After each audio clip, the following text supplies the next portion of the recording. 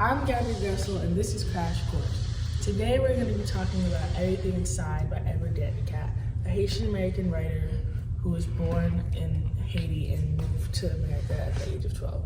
This book is set in the 2000s and 2010s, and it highlights the struggles of adapting to a new country while also trying to stay in touch with one's true heritage. Everything Inside is a collection of 8 short stories centered on the lives of Haitian people in the Caribbean and the US through themes of loss, immigration, political violence, and cultural identity. In the Dosas, Haitian American Elsie's ex-husband Blaise calls and tells her that his girlfriend Olivia, who was Elsie's best friend, has been kidnapped in Haiti. Elsie reflects on the trials-shaped past, including the affair that ended her marriage. She reluctantly sends Blaise nearly all her savings to help pay the ransom. Soon after, she loses her job due to distraction. Blaise later says Olivia was killed despite the payment. Elsie is devastated until she learns it was all a lie. Blaise and Olivia fake the kidnapping and flee to Haiti with the money.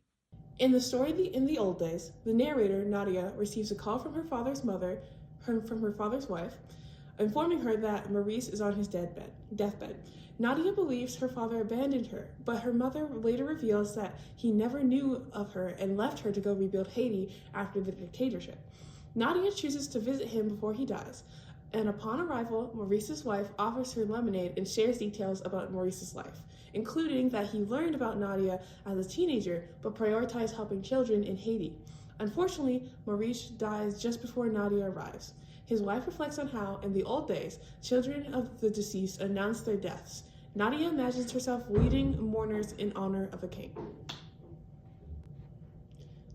Arnold, a Haitian immigrant, falls 600 feet from the top of a construction site into a cement mixer. As he falls, his life flashes before his eyes. He sees when he first meets his wife, Darlene, after she saves him from the police.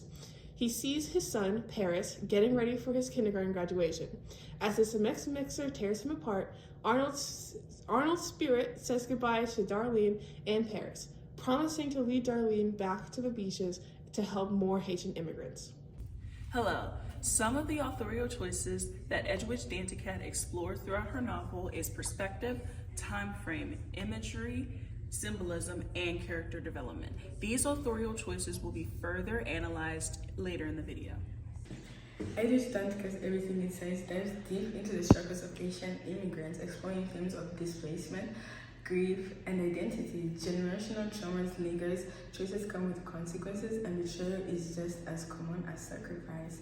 Through heartbreak and resilience, these stories reveal what it means to navigate two worlds, one left behind and one that doesn't feel like home.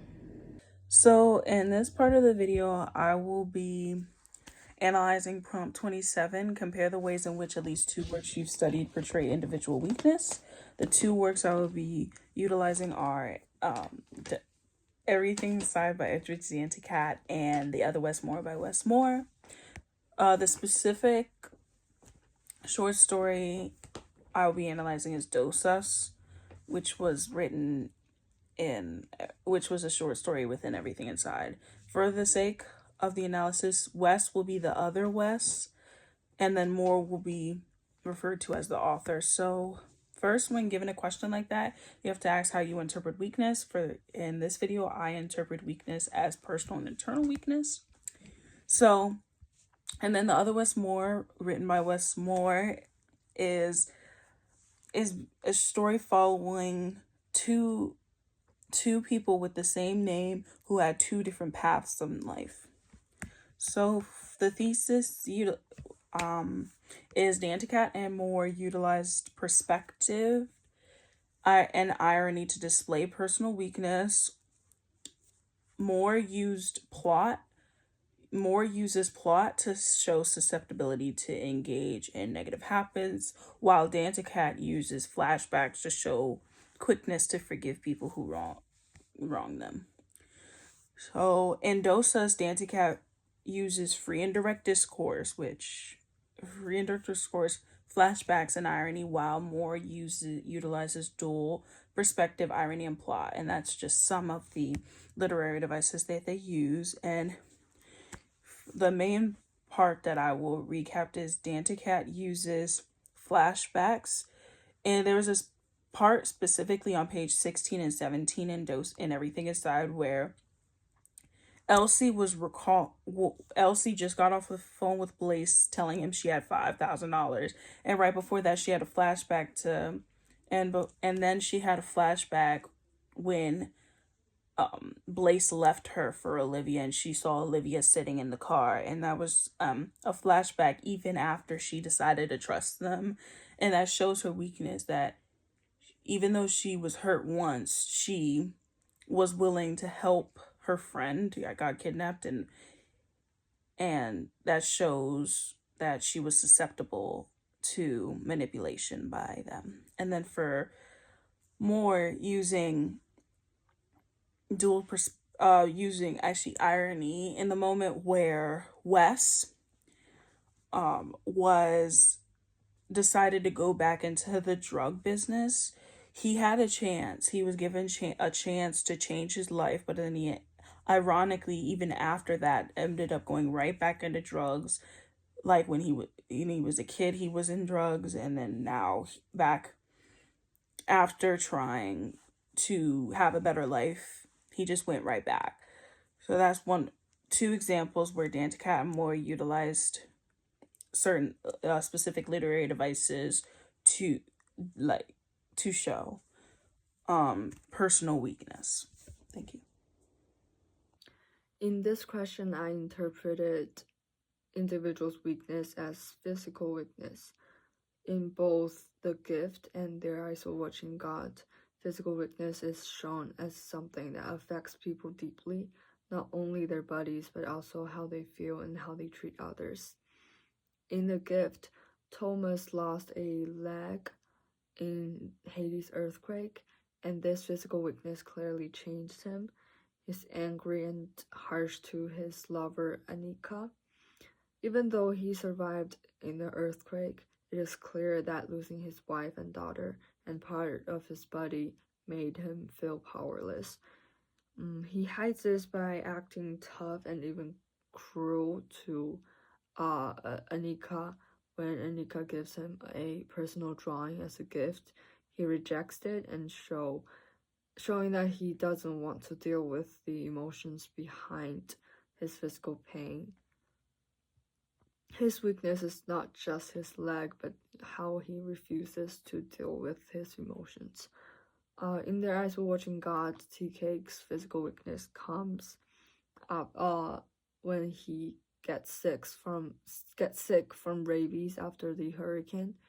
At first, he's still loving, but when the illness gets worse, he becomes paranoid and dangerous, and he even tries to hurt Janie, and which forces her to defend herself. Tea Cake's sickness shows how physical weakness can change a person and a relationship, even when love is strong. A paper to question you can use to explore the authorial choices and themes in Everything Inside is being distanced by time, place, and culture does not mean we cannot relate to the text that we read. It's all about impact. Explore your chosen text in light of this statement. One way to approach this question is through themes of love and loss, seen in both Danticat's Everything Inside and also The Unbearable Lightness of Being by Milan Kundera. If we use the stories without inspection and hot air balloons, for example, we can see themes of love and loss woven throughout and used to impact the reader with the character's feeling. Danticat uses daytime imageries to convey Arnold's grief at his own death as he is falling into the cement mixer, but also the love he has for Paris and his wife as he is able to remember them as his life flashes before his eyes as he's falling, as well as when his spirit goes to visit them near the end of the story. In the story Hot Air Balloons, we also see these themes of love and loss through the dynamic between Nia and Lucy, where Lucy, who has lost some of her heritage as a Haitian immigrant from moving away, and Nia, who is able to learn more about Haiti and gain some of that experience through visiting and being able to see the atrocities that go on in Haiti. And through detailed imagery, as well as figurative language,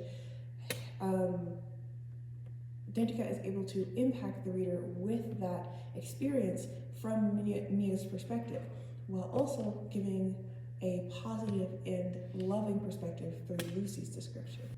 These themes of love and loss are also seen in The Unbearable Lightness of Being by Milan Kundera through the relationship of Teresa and Tomas, where Kundera uses philosophical questions, imagery, and free and direct discourse to create an impact, to convey the impact of Teresa's actions on Tomas, and Tomas's actions on Teresa that resonates with the reader.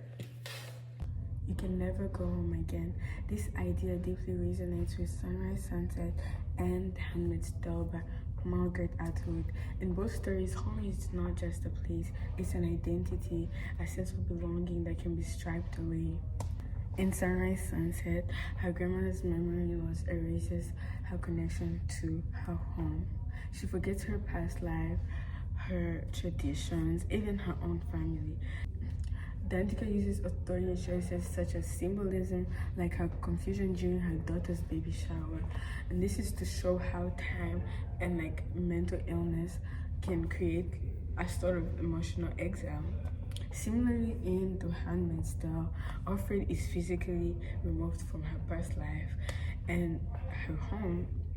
Even when she returns to familiar spaces, they're no longer hers. Atwood uses different authorial sources such as imagery and flashbacks to contrast Offred's past freedom with her present captivity, emphasizing that her home is not just a place, but a version of oneself that can be lost. Both stories suggest that home is not something that we can always return to, whether because of time, trauma, or forced changes.